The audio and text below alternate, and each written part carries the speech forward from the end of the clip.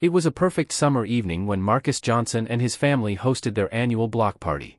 The smell of grilled food filled the air as Marcus flipped burgers on the grill, while his wife, Sandra, handed out drinks and snacks. Laughter and music echoed around the backyard, and for the first time in a long while, Marcus felt at peace. His son Malik, fresh out of high school, was joking with friends at the grill, and everything felt right in the world. But as the sun began to set, a police car rolled slowly into the neighborhood. At first, no one thought much of it, but when the car stopped right near the edge of the party, the mood shifted. 2 officers stepped out. Officer Harris, a young white officer with a rigid stance, locked eyes with Marcus from across the yard. His expression was cold, distant. His partner, Officer Wilson, was older, more experienced, but he kept his distance as Harris moved toward Marcus. "Excuse me, sir." "Step away from the grill," Harris's voice was commanding, without any greeting or explanation. Marcus stopped, confused. "Is there a problem, officer?" he asked, trying to keep his voice calm. He hadn't done anything wrong. This was just a gathering of friends and family. "I need to know what's going on here. We've had complaints about noise." Harris's eyes were narrow as he scanned the crowd, as if searching for something to accuse them of. Marcus didn't flinch. "This is a family event, officer. No one is causing trouble.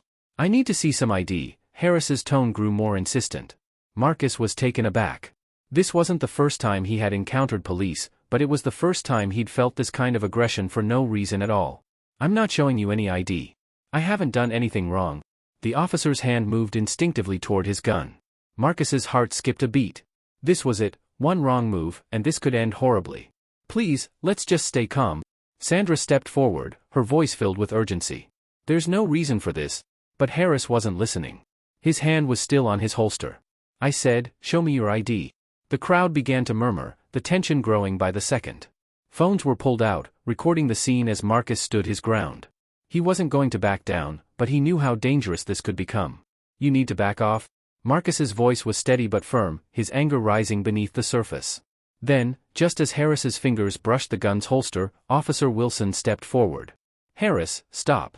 His voice was calm but forceful, pulling his partner's hand away. The crowd fell silent, the air thick with the tension of what could have been a tragedy. Harris froze, his hand still near his weapon, but the energy in his body changed. He looked around, suddenly aware of the gravity of the situation. "I'm sorry," Harris muttered, his voice barely audible. He seemed shaken by the realization of how close he had come to escalating things. Marcus didn't respond right away. His body was still tense, his mind racing. He had just been moments away from potentially being shot in front of his family and friends, all because of a suspicion that had no basis. The crowd slowly began to disperse, murmurs of disbelief filling the air. Sandra's hand rested on Marcus's arm, and Malik stood a few feet away, still shaken. They didn't know what to say, but the weight of the situation hung over them. How could something so dangerous happen so suddenly? As the officers walked back to their car, Officer Wilson gave a brief, apologetic glance toward Marcus. Harris didn't meet anyone's eyes. Marcus stood there, still processing. His family was safe, but the fear of what could have happened was real. The music slowly picked back up, but the mood had shifted. People continued to enjoy the party, but the atmosphere had forever changed. Marcus knew the apology wasn't enough.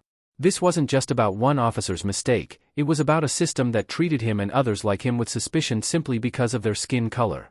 The night ended quietly, but Marcus couldn't shake the feeling that they had just narrowly avoided something much worse.